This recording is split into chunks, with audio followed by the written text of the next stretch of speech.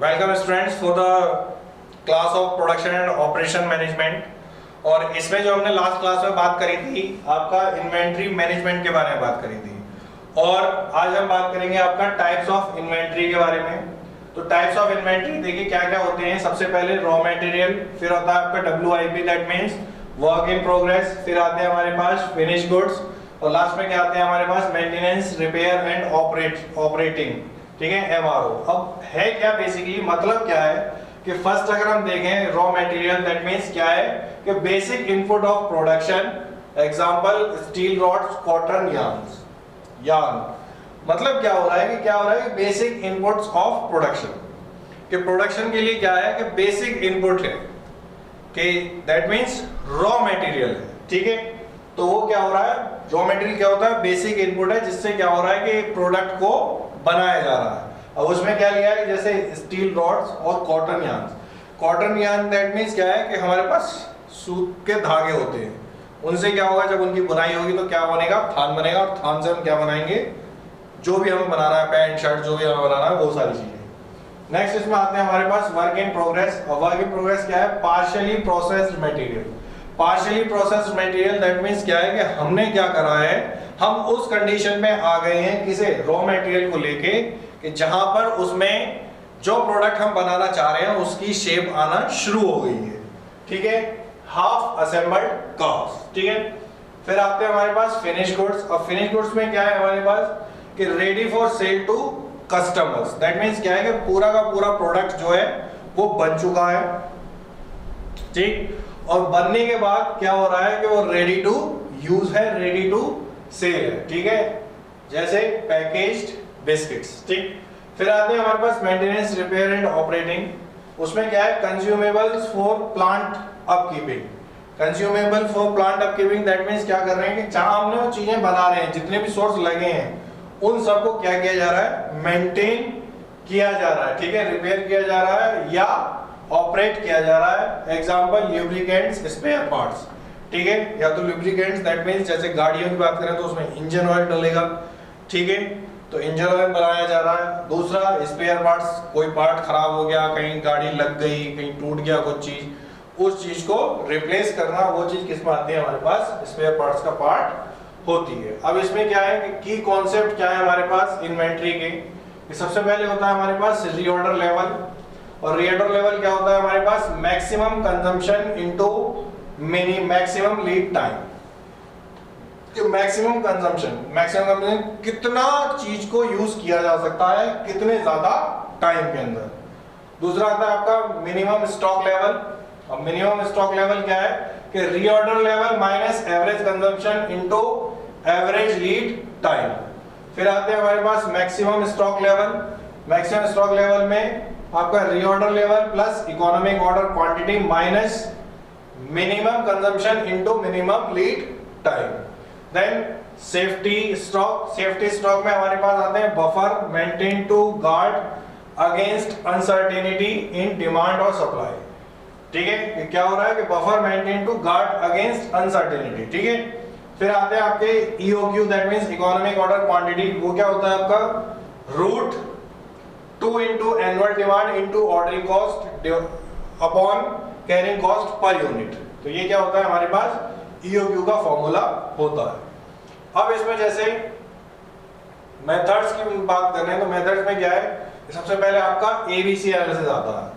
तो ABC analysis क्या कहता है कि ABC analysis classifies inventory items based on annual value consumption using the पेट्रो प्रिंसिपल, ठीक है। पेट्रो प्रिंसिपल दैट मींस क्या है कि 80-20, कि किसकी क्या कितनी रिक्वायरमेंट है, कि क्या वैल्यू है, उसके अकॉर्डिंग उसे क्या किया जाएगा, रैंक दी जाएगी। जैसे कैटेगरी में बांट लिया A B C, A को दिया गया हाई वैल्यू, B को दिया गया मीडियम वैल्यू और C को दिया गया लो वैल्यू, ठीक है। Percentage of item, percentage of value, और control level that means tight control और फ्रीक्वेंट रिव्यू, मॉडरेट कंट्रोल और लूज कंट्रोल या बल्क ऑर्डरिंग, ये किस में आते हैं हमारे पास ABC एनालिसिस में। और जो अदर क्लासिफिकेशंस हैं वो क्या है, जैसे वैल्यू एडेड एनालिसिस। अब इसमें क्या है, वाइटल इन एसेंशियल डिजायरेबल, ठीक है, vital V that means vital, E that means essential और D means desirable, used in spare parts management, कि फ्यूचर रिक्वायरमेंट क्या हो सकती है, कितना हम प्रोडक्शन करें स्पेयर पार्ट्स को जो फ्यूचर रिक्वायरमेंट मीट हो जाए। फिर आते हैं आपके HML analysis, high medium low analysis. फिर आते हैं हमारे पास FSN analysis, fast moving, slow moving, non moving, ठीक है, बेस्ड ऑन कंजम्पशन रेट, ठीक है। ये ज्यादातर FSN जो है किसमें यूज हो रहा है, FMCG सेक्टर में, ठीक है, फास्ट मूविंग कंज्यूमर गुड्स वाले सेक्टर में यूज किया जा रहा है। फिर आते हैं हमारे पास SDE analysis, scalar, difficult, easy, ठीक है। फिर आती है आपकी XYZ analysis, based on inventory value at a given point in time, जैसे हमने ABC वैल्यू एनालिसिस के बारे में बात करी थी। नेक्स्ट इसमें आते हैं हमारे पास material handling principles and practices, ठीक है। अब material handling principles and practices के बारे में जब बात करें तो क्या है, देखिए material handling is the movement, protection, storage and control of materials and products through out the manufacturing, warehousing, distribution, consumption and disposal, कि कहां-कहां किस कौन सी चीज कहां तक क्या हो रही है, हैंडल की जा रही है, किसके द्वारा, मटेरियल हैंडलिंग के द्वारा, ठीक है। तो उसमें क्या होगा, सबसे पहले क्या है कि मूवमेंट, कि प्रोडक्ट को कहां से कहां लिया जा रहा है, प्रोटेक्शन किस तरीके से, दैट मींस टूटे फूटे ना, स्टोरेज, जो रिक्वायरमेंट है स्टोरेज की, जिस तरीके का प्रोडक्ट है उस तरीके की उसकी स्टोरेज बननी है।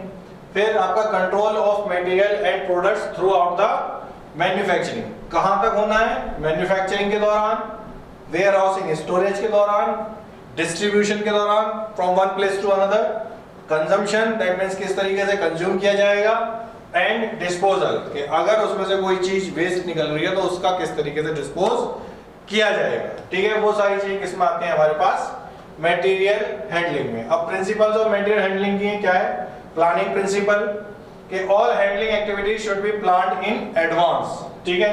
नेक्स्ट आता है हमारे पास system principle, integrate handling with production and storage for a unified system. फिर आते हैं आपके material flow principle, material flow principle that means material flow should be continuous and unidirectional. फिर आते हैं आपका सिंप्लीफिकेशन प्रिंसिपल, रिड्यूस, कंबाइन और eliminate unnecessary movement. फिर है आपका gravity principal, use gravity where whenever possible to move material. फिर आते हैं हमारे पास space utilization principle, make maximum use of floor and cubic space, ठीक है।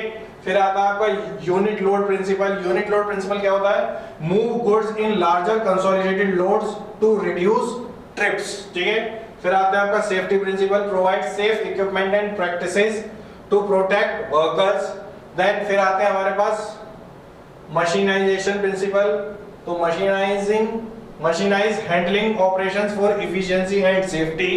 Then standardization principle, standardize handling equipment and methods. तो ये चीज किसमें है हमारे पास, प्रिंसिपल ऑफ मटेरियल हैंडलिंग के अंदर है।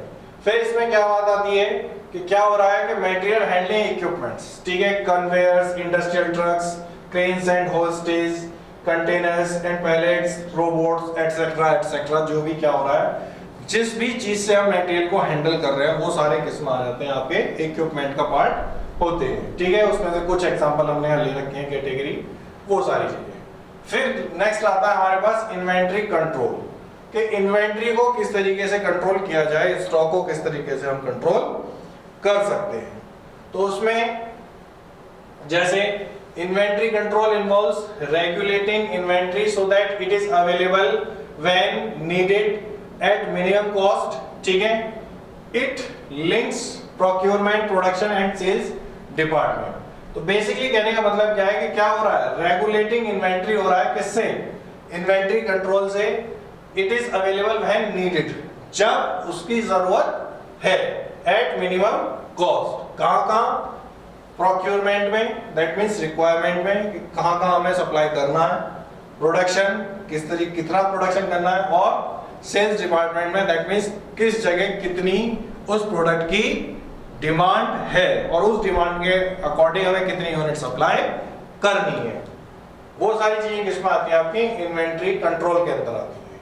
अब इसमें इन्वेंटरी कंट्रोल सिस्टम है, फिक्स्ड ऑर्डर क्वांटिटी, ठीक है, या क्यू सिस्टम, तो ये कैसे काम करता है कि order a fixed quantity whenever stock hits reorder level, ठीक है।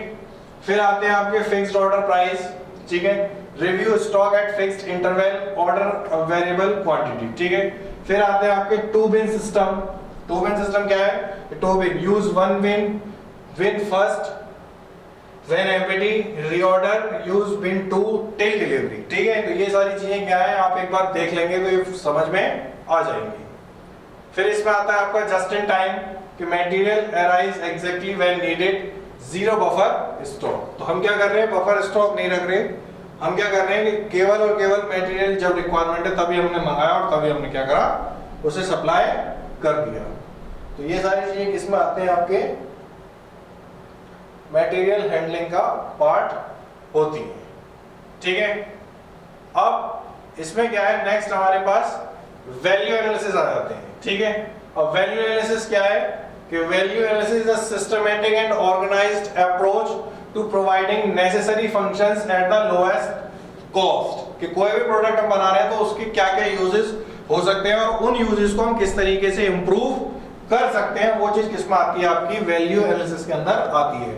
It is applied to existing products after they are in production. अब क्या होता है, कॉन्सेप्ट क्या है कि value equals to function upon cost. के वैल्यू में दैट मींस क्या फंक्शन उसमें ऐड करेंगे और उस फंक्शन की क्या कॉस्ट होगी। तो use value that means the quality, the utility divided by functional value of a product, esteem value, prestige और image associated with the product, exchange value, price at which the product can be sold, cost value, total cost of the production. तो ये चीजें किसमें आती है, हमारे पास value creation का part होती है। तो अब वैल्यू एनालिसिस जब हम कर रहे हैं तो क्या है, जॉब प्लान, ठीक है। जॉब प्लान उसमें स्टेप्स है हमारे पास कि information phase, function phase, creative phase, evaluation phase, investigation phase, recommendation phase, implementation phase. इसमें आप देखेंगे किस तरीके से चीजों को लिया जा रहा है और कहां-कहां उन चीजों को डेवलप किया जा रहा है, ठीक है। अब इसमें जब हम आगे चलते हैं, नेक्स्ट इसमें आते हैं आपका value engineering. Value engineering that means कि value engineering is similar to value analysis but is applied at the design stage. कि वो क्या हो रहा है, वैल्यू एनालिसिस क्या हो रही है कि after the production, but value engineering क्या हो रही है कि design stage, that means before production. कि हम क्या कर रहे हैं, एक रॉ मटेरियल, एक रॉ परफॉर्मा तैयार किया कि हमें किस चीज को हम बना रहे हैं, सबसे बड़ी बात ये है। और जिस चीज को हम बना रहे हैं क्या उसकी वो मतलब उसमें क्या क्या चीजें होंगी, उन सब चीजों को जब वो डिजाइन फेज में होती हैं तब वहां ऐड किया जाता है आपका वैल्यू इंजीनियरिंग। अब उसमें है क्या कि when applied existing product after production, focus cost reduction and function improvement. Cost क्या हो रही है उसे रिड्यूस किया जाए और जो उसके यूजेस है उसे बढ़ाया जाए, ठीक है। वो चीज किसमें आते हैं हमारे पास, वैल्यू एनालिसिस में। वैल्यू इंजीनियरिंग में क्या होते हैं कि न्यू प्रोडक्ट, कि प्रोडक्ट क्या है, नया प्रोडक्ट है। क्यों? क्योंकि वैल्यू इंजीनियरिंग कहां ले जा रही है, डिजाइन स्टेज में। दूसरा function oriented design optimisation. Function oriented design optimisation that means कि क्या हो रहा है कि जो डिजाइन है वो क्या किससे मैच कर रही है, उसके फंक्शन से मैच कर रही है। दैट मींस क्या है कि आप देख के बता सकते हैं कि इस चीज का क्या यूज होगा। वो चीज किसमें आती है हमारे पास, वैल्यू इंजीनियरिंग में आती है। अब जैसे इसमें कंडक्टेड बाय वैल्यू एनालिसिस क्या होता है, multi functional item, purchase department, ये होता है design and engineering team. Outcome क्या है, रीडिजाइन मटेरियल और मटेरियल सब्स्टिट्यूशन, ठीक है। इसमें क्या है, better design from Inception. Inception that means origin, कि स्टार्टिंग से ही हम क्या कर रहे हैं, बेस्ट डिजाइन लेके चल रहे हैं, उसमें बार बार हमें चेंज नहीं करना पड़ रहा। तो वो चीज किसमें आती है, आपकी वैल्यू इंजीनियरिंग का पार्ट होती है। अब बेनिफिट्स ऑफ वैल्यू एनालिसिस और वैल्यू इंजीनियरिंग के क्या है, कि सबसे पहले क्या है कि reduce product cost without reducing quality और फंक्शन।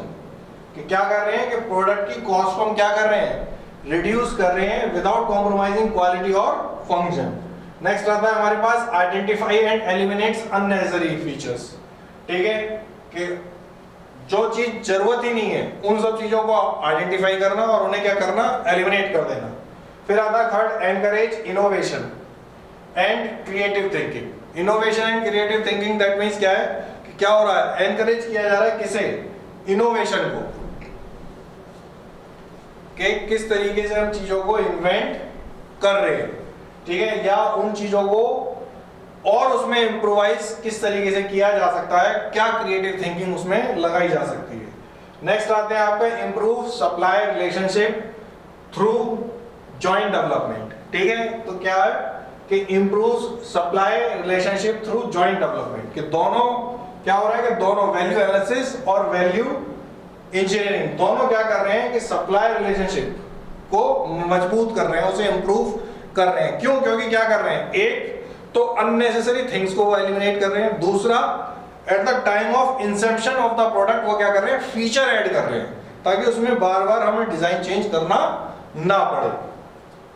नेक्स्ट आते हैं आपका enhance product reliability and performance, और last one is reduce material variety and simplifies manufacturing, ठीक है। ये सारी चीजें किसमें आती हैं, आपकी बेनिफिट्स हैं किसके, वैल्यू एनालिसिस और वैल्यू इंजीनियरिंग के। आगे बात करते हैं आपका एग्रोनॉमिक्स, कि एग्रोनॉमिक्स है क्या, कि एग्रोनॉमिक्स क्या है, कि Greek word Aegon that means work और नॉम that means law,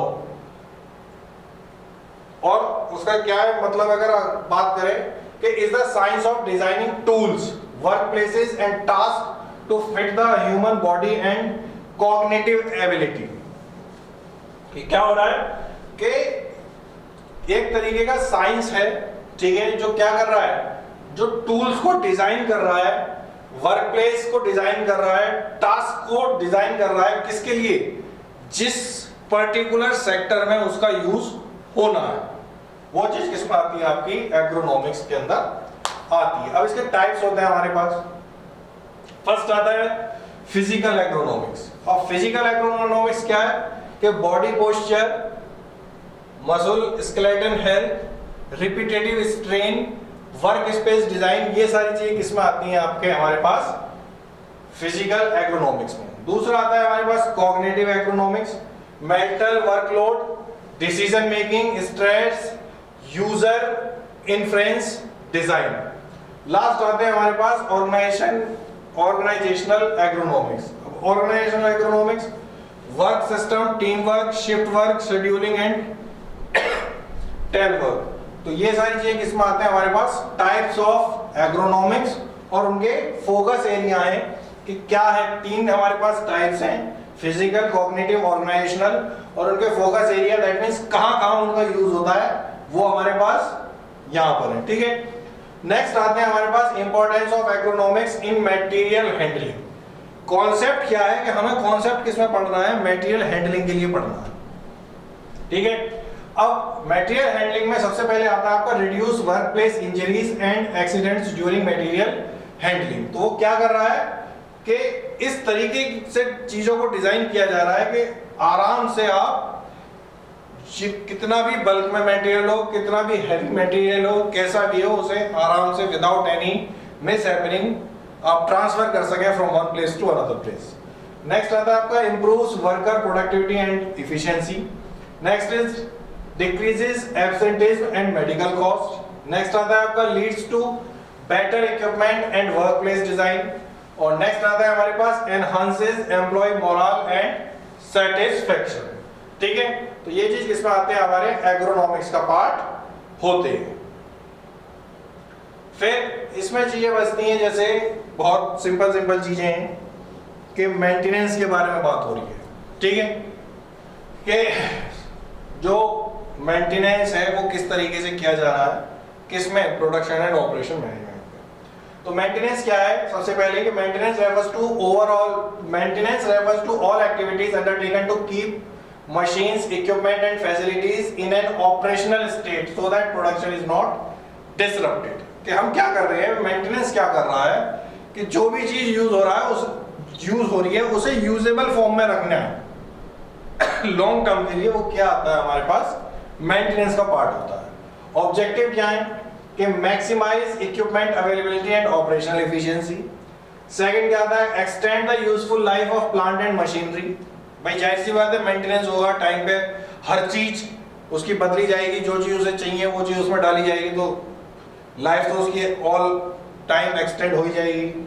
prevent unexpected breakdowns and cost downtime, ensure worker safety by keeping equipment in safe condition, ठीक है, reduce overall maintenance and operating cost, maintain product quality by ensuring machinery